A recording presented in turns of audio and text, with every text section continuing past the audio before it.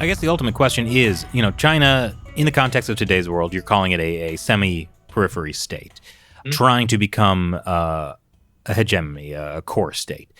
Is it possible for China, through its Belt and Road and other things they're doing, to actually succeed in supplanting the West or the U.S. as the world's core state?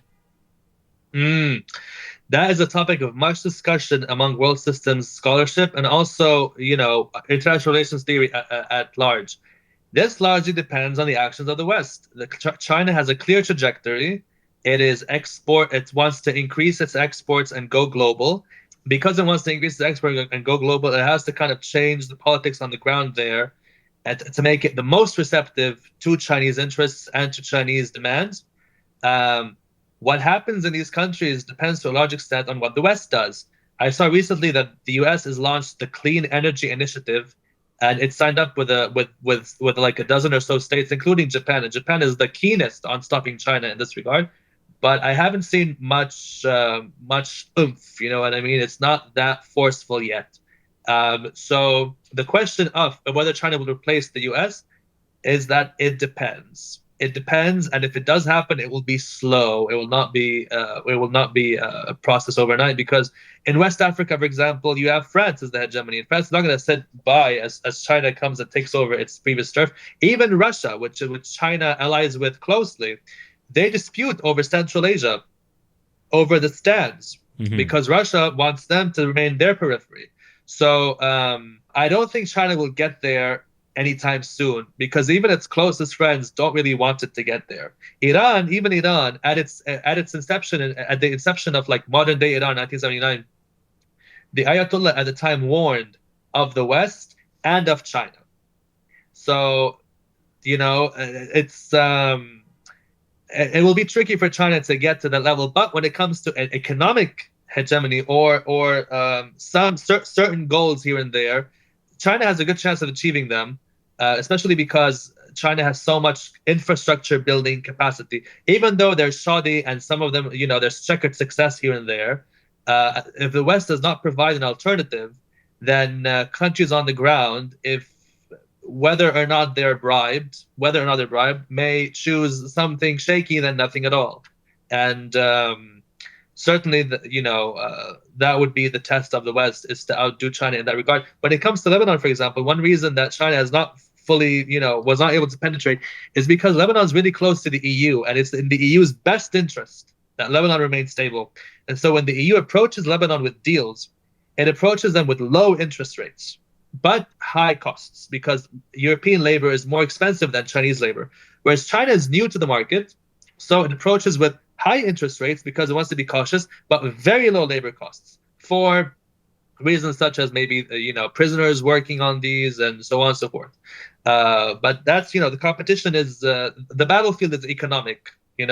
Ideology, I think, comes second, because you do have dictatorships that supervise that rule over arguably prosperous places, not the most humane places, but prosperous places. And so I think the battle is economic at this point, and the West has to unite. Right now, I think the West is divided. Trump after Biden means like a switching of foreign policy goals, and this means that the U.S. has less time to run after China in the direction that it would have if it was one consistent policy.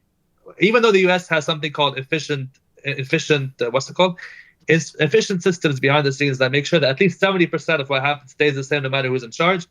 But so long as there's division in the West, I think that China has sees like a clear way to run forward, and this ties into its strong alliance with Russia and Iran, both of which tried to influence elections in the States, but also Iran right now is trying to influence elections in Scotland to force another independence referendum to further, divide the West.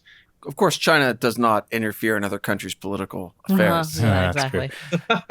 So it sounds like we're kind of leaving behind what's been called like the Pax Americana and headed into a future where rather than there being one major core power, you have smaller core powers all competing for each other, against each other. Yes, exactly. In fact, the pioneer of world systems theory, Wallerstein, claimed that in 1991, of all times, when the Soviet Union was defeated, or was not defeated, sorry, it was ended.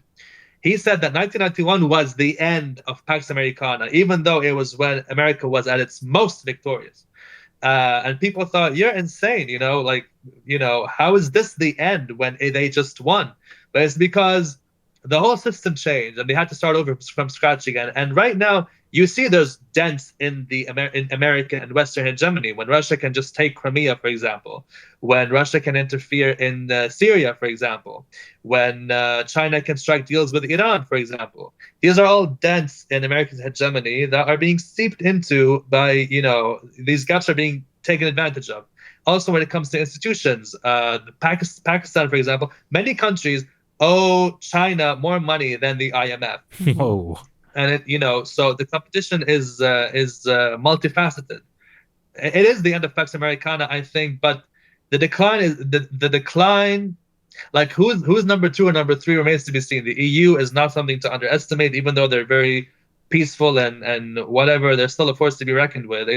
Economically, as one unified bloc, they're the biggest economy.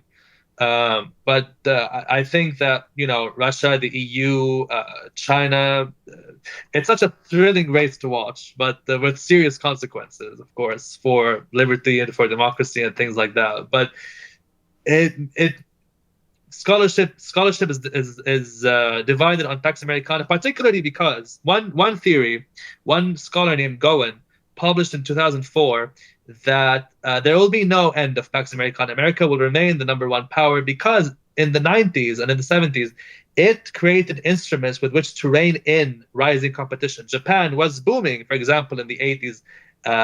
But then he says that certain financial agreements or somehow America strong-armed Japan into staying number 2 through certain stipulations that remain in effect to this day. Germany, same thing in the 70s. So the trade war currently between China and America is America's effort at reining in China through these financial instruments it has. The dollar is still like the most widely used currency. You have the Bretton Woods. As well. So America has many tools in its arsenal. It's not something to underestimate. It just has to, I think, unite.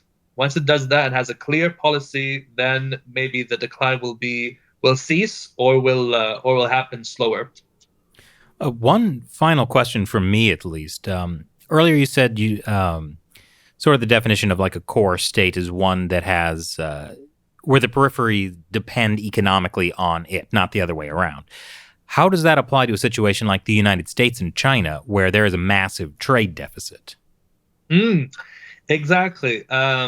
This makes the Chinese world system different from the USSR-US situation. So there's not going to be like that much aggression between them because they do need each other. As China is a semi-periphery, it needs the states more than the other way around. Even though both are the number one source of number one trade partners in certain respects. So I'm not quite sure. All I can tell you is that China is an ambitious semi-periphery, and it wants enough fuel to make it to the top, but it has to behave itself. And there is such a thing as supply and demand at the end of the day. No matter where ideologies stand, there is supply and demand. If something is cheap enough, even if it's made by Lucifer, people might buy it, It is interesting that in terms of the China-US trade and investment and all this stuff, I think the Chinese Communist Party understands very clearly that it has certain economic advantages that it's trying to exploit.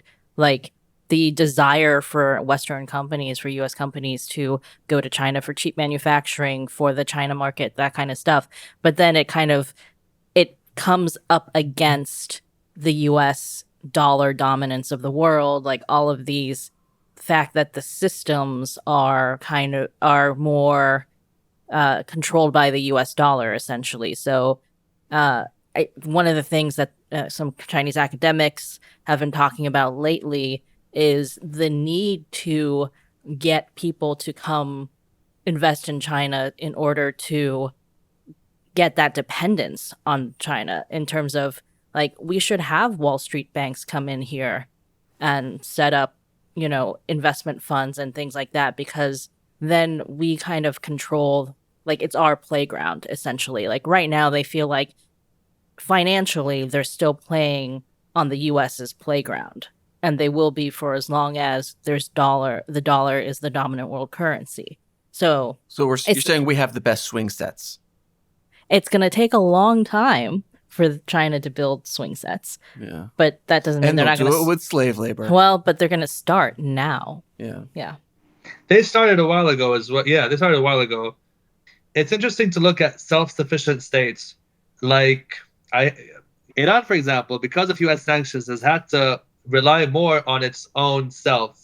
And so even though it's an oil economy, it diversified its economy as much as it could in order to, like, for these different parts in Iran to meet each other's supply and demand. So if given the impetus, states with the capacity to like chameleon or like completely change their composition based on internal supply and demand may do so with some success. Because China wants to like export all of its stuff, it's going to have to accommodate all of the world. And right now, the people who run most of the world is the West.